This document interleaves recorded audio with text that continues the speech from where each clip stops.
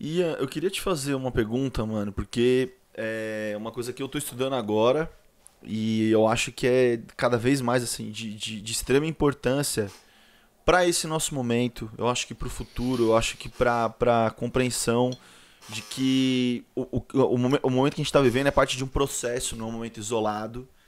E isso pode piorar ou isso pode melhorar dependendo do que acontecer nos próximos anos. Não digo nem nessa eleição, nos próximos anos mesmo, como organização de bases, tá ligado? Sim. Você é formado em história. Eu comecei a estudar história agora e eu vejo cada vez mais que assim é imprescindível o conhecimento histórico das pessoas para conseguir compreender o que trouxe elas até o momento, até o ponto em que elas estão. O que formou o ser humano que elas são e a realidade que cerca essas pessoas. Eu acho que, por exemplo, falas como essa do Bolsonaro de que pô, eu não dei 1 centímetro para demarcação de terra indígena. Esse tipo de fala dele.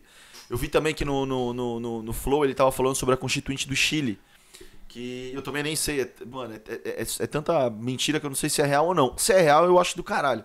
Que ele falou que na Constituinte do Chile, 1/3 do território chileno vai ser território indígena. Tá ligado? Demarcação de terra indígena. Sim. Eu achei isso incrível. Porque assim, se não tem uma compreensão histórica, a gente não consegue nem compreender como é que foi a formação do país chamado Brasil. Tá ligado? A gente estuda. E mesmo a forma como a gente estuda história é uma forma muito eurocentrista.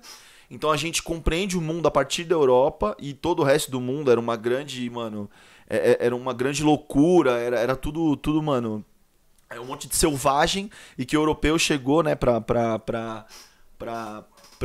mano, colocar ordem em tudo, a partir da religião, a partir de valores eurocêntricos.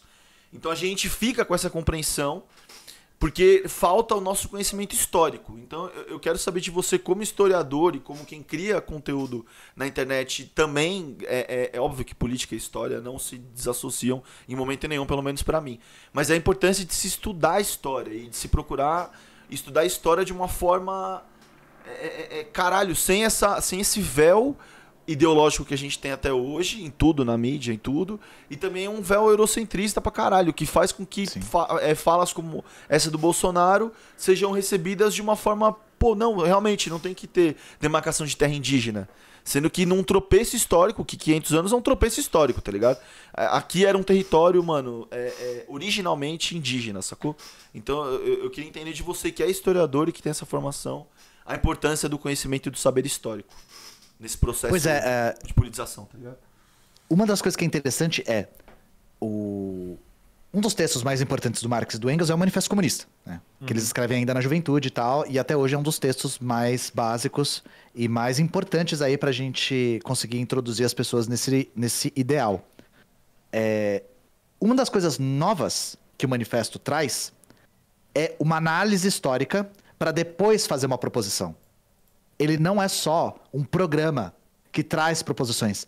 Ele gasta um tempão fazendo análises históricas da construção histórica e material do capitalismo na Europa, para depois fazer as proposições em cima dessas análises. Sim. Isso que você está falando é fundamental para qualquer marxista. Não é à toa que o nosso método de análise da realidade é o materialismo histórico dialético.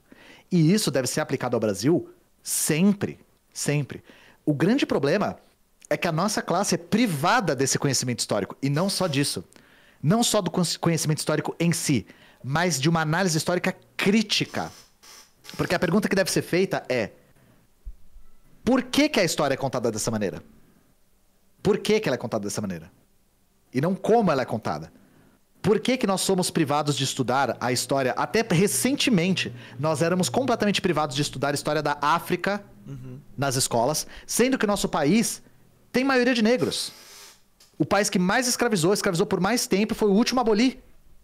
Como que a África não compõe a nossa demografia? E a gente era privado de estudar essa história. A pergunta que tem que ser feita é: por quê? Porque isso é um projeto da classe dominante de verdade. De verdade. Esse projeto de democracia racial, um projeto de miscigenação, de harmonia das raças brasileiras, é um projeto para manter o nosso nacionalismo robusto. Porque é muito importante para qualquer modo de produção capitalista um sentimento de nacionalismo. Por quê? Isso tem tudo a ver com história. O nacionalismo, o que é o nacionalismo? O nacionalismo é a eleição de elementos da história avulsos para que todas as pessoas de uma determinada sociedade se sintam parte do mesmo fenômeno. Desde a classe baixa, desde o lumpen proletariado até o velho da van, o nacionalismo ele nivela as classes, pegando elementos da história e criando uma conexão simbólica entre esses elementos e quem vive nessa sociedade. O nacionalismo é poderosíssimo para o capitalismo e para a ideologia capitalista, justamente porque ele tem esse poder de apagar as diferenças de classes. Porque ele cria elementos que são comuns entre a classe trabalhadora, até as pessoas menos privilegiadas da sociedade, as pessoas em maior desalento da sociedade e o topo da classe dominante. Nós propomos uma outra história. É a história que é construída pela nossa classe. E aí, voltando ao Manifesto Comunista, o que o Manifesto faz? Ele demonstra que a história, desde que existem classes, é a história da luta entre essas classes. A história da perspectiva burguesa, a história da perspectiva idealizada, é uma história de grandes eventos e grandes homens. Sim. De impérios e sabe, construção de grandes, sabe... Líderes, né, mano? É sempre líderes. São... Grandes líderes, boa. De grandes líderes, de Tiradentes, de Dom Pedro, de... E assim, na nossa visão, quem constrói o mundo é a classe trabalhadora, com as próprias mãos, e quem constrói a história é também a classe trabalhadora. E a história da classe trabalhadora, ela nos foi negada até aqui. Então isso é uma coisa interessante. Nós propomos uma etapa da história no qual a classe que constrói a humanidade tenha protagonismo. Esses elementos de grandes líderes, grandes figuras, são eleitos para exaltar o nacionalismo que nivela as diferenças de classes. Agora tem um grande problema. Como a gente faz isso? Na nossa perspectiva, dentro de um sistema burguês, isso é impossível. Impossível. Por quê? Isso demanda... A gente não só aprende história na escola. Claro que na escola é quando a gente tem um contato mais sistemático com a história. Sim. Mas nós aprendemos história quando a gente passa na rua e vê uma estátua do Borba Gato. Sim. Uhum. Isso é um tipo de história sendo contado. Com um tipo de propósito também. E esse tipo de sistema... Por isso que a questão é... Mais do que botar fogo na estátua, a gente tem que destruir o sistema que erigiu essa estátua. Exato. Porque é isso que mantém aquela história sendo contada. Entende? Pô, quantas placas de rua no Brasil não são as rodovias, ditador. Caralho, mano. As rodovias, tá e ligado? A gente acostuma, normaliza esses nomes e no fundo não sabe nem quem é, tá ligado? Mas faz parte do cotidiano. Exato. E quem tem poder pra colocar essas placas e estátuas no lugar? Nunca vai mudar. Nunca. E é exato. Não importa quantas placas você quebre, a placa vai continuar lá se a gente não desmantelar quem mandou colocá-la lá. Sim, sim. Só que a questão e por isso a gente consegue evidenciar isso muito na formação de professores. Eu falo pra vocês, gente. Eu tive o privilégio de fazer uma das melhores faculdades que tem de história, que foi a USP. Só que pra maior parte dos professores de história não é assim. Uhum. Se ensina uma história muito acrítica. Se ensina basicamente os professores a ensinarem alunos a passarem no vestibular. Sim.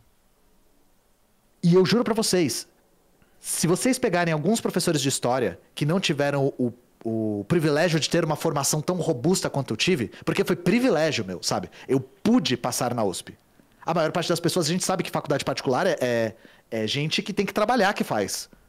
É gente que não teve acesso a cursinho, a escola de particular e tal. E uma das coisas que é muito prejudicial é essas pessoas saem da faculdade de história. Muitas vezes são faculdades que são só licenciatura, você se licencia para dar aula, sem saber explicar de maneira clara por que se aprende história. Por que a gente estuda história na escola? E aí, e a gente já viu isso na prática, sabe? A gente já viu isso na prática. Então, a questão não é só ensinar a história, tipo, vamos ensinar a história da África, vamos ensinar a história dos povos indígenas, sim, fato. Mas nós temos que ensinar a história de uma maneira crítica. Sim. Com uma perspectiva crítica. Que senão vira só estudar historinha. Ai, que legal que foi. Vira uma sequência de anedotas. Que a gente fala. Porque daí anedota não tem, é o causo. Porque daí não tem conexão. A minha sensação desde sempre na escola, desde sempre, e eu só vim mudar isso agora mais velho, era que o que eu aprendia de história na escola não tinha a mínima relação comigo, Exato. com o mundo que eu vivia. É como se, por exemplo, grandes eventos que aconteceram aqui no Brasil, como, tipo, a ditadura, ou, eventos, mano, a escravidão, é o que vocês estão falando, são como se fossem contos. São fábulas. A fábula da escravidão. A escravidão aconteceu no Brasil do início do século XVI até 1822, quando chegou uma princesa encantada e muito benevolente que libertou os escravos. Pronto, esse é o conto, a fábula da escravidão. Agora vamos aprender a fábula da ditadura. Ali na década de 60, tiveram os generais malvados que instauraram a ditadura no Brasil, e nos anos 80 a ditadura acabou. É muito louco porque na escola a gente não entende como que isso caminha até hoje. Ou como que eu posso ser um produto de muitas coisas que aconteceram há menos de 200 anos atrás. E como a nossa realidade é produto disso, tá ligado? É isso que a gente não entende. Isso é muito louco, mano. Isso é muito louco. Só vim entender isso mais velho. E aí eu tô salientando isso porque até o problema tá mais profundo. Até os professores não têm clareza disso. Sim. Porque é comum a gente ver respostas do tipo: por que você aprende história? Nós aprendemos história para aprender com os erros do passado e não repeti-los no futuro. Gente, isso não é verdade, tá? Tipo, nenhum historiador de qualidade, com uma formação robusta, acha isso. Sabe por quê? Porque senão a história estaria no departamento de exatas. A história se repete, então assim, eu tô vendo o Bolsonaro, vamos ver o que aconteceu na época do Vargas, vamos ver o que aconteceu na época do Mussolini. Então a gente faz aqui a diretriz para não repetir os erros. Não é assim, a história não se repete. Sim. Nós humanos construímos a nossa história conforme o tempo caminha. E aí a questão é, por que então nós aprendemos história? É exatamente o que você falou, Dan. Porque nosso presente está imbuído de história. O presente está imbuído de passado. E se nós não compreendermos esse passado, nós nunca vamos conseguir superá-lo no presente. Sim. Enquanto nós não tivermos uma resolução com a ditadura militar, nosso presente continuará imbuído com os elementos que foram gestados na ditadura militar. Com a escravidão, nem se fala. Nem se fala. Nossa sociedade foi construída em cima de corpos que foram traficados para cá. Cada canto do Brasil, antes da abolição da escravatura, foi construído com trabalhos forçados de um povo vindo de outro continente. Isso deixa cicatrizes muito profundas. Isso está longe de ser um problema do passado. Longe. Sim. E quando a gente é negado de estudar a história da África, quando a gente não vê figuras, a gente não vê estátuas, a gente vê a estátua dos algozes e não das vítimas, isso é este passado se manifestando no nosso presente. Só que aí, por isso que eu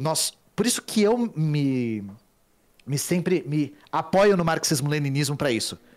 Porque eu genuinamente não vejo solução dentro do capitalismo para isso. Não vejo mesmo. A gente não vai conseguir disputar esse tipo de ensino da história dentro do nosso sistema. E a gente consegue observar isso também vendo o que tem acontecido com a educação brasileira nos últimos tempos. Sim. Muita gente está muito distante, né? Porque já se formou e não estudou pedagogia, nunca mais teve contato. Mas, gente, desde o governo Temer, foi aprovada uma reforma do ensino médio que é um desastre. É um desastre. Essa reforma do ensino médio, aprovada na época do Temer, e que foi aprofundada na época do Bolsonaro, e começou a entrar em vigência no governo Bolsonaro. Se vocês achavam que a escola já era alienante, vocês não fazem a menor ideia de como está agora. A escola, ela foi completamente remodelada de maneira que vai garantir que quem é desprivilegiado continue como está. É uma escola que é completamente avessa a qualquer tipo de autonomia intelectual dos alunos. É um desastre. Quem é professor e trabalha na escola, assim, tá passando por um momento de questionar as próprias escolhas, de verdade. E, inclusive, não surpreendentemente, já estão surgindo diversos protestos de professores e alunos contra esse novo modelo de ensino médio, porque ele é desastroso mesmo. É que eu não quero entrar em detalhes aqui pra gente não ficar falando só sobre isso, né? Sim. Mas, enfim, se vocês não sabiam que tinha acontecido uma reforma e não sabiam o quão grave ela era, eu recomendo dar uma olhadinha, porque a coisa é grave mesmo, tá? E só pra dar um elemento de como é grave. Agora as escolas, não importa onde elas sejam, tem que ficar ensinando projeto de vida e curso de empreendedorismo e essas coisas assim. Que assim, novamente, lembra que no começo a gente estava falando sobre individualização? O que são esses cursos de empreendedorismo e de, de projeto de vida, se não uma solução individual para um problema sistêmico? Total. O que nossas crianças precisam? Para a gente solucionar o desemprego no Brasil, a gente precisa que as crianças saibam empreender. Pelo amor de Deus, né, gente?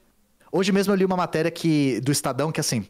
O Estadão é uma coisa assim que eu não recomendo ler em dias que você não tá se sentindo bem, assim, porque é uma coisa que faz mal pra saúde. É uma matéria que mandaram pra mim umas 10 vezes. 90% dos empreendedores não têm funcionários e ganham salário mínimo. Bicho. Vocês conseguem entender o quão imbuído de ideologia tá essa chamada? Sabe? Bizarro. E é disso que a gente tá falando. Quando você ensina projeto de vida e empreendedorismo na escola, é justamente isso. Você tá ensinando uma pessoa a ser um profissional precarizado, que mal consegue sobreviver, que não tem nenhum direito, para depois chamar ele de empreendedor. Olha só que bonito. Não é esse sistema que a gente quer, tá? Não é esse sistema que a gente quer. Não esquece de deixar o like, um comentário para fortalecer a gente no engajamento, se inscreve no canal, ativa o sino e segue a gente lá nas redes sociais para acompanhar as novidades de sempre. Fechou? Tamo junto. Beijos na banguela.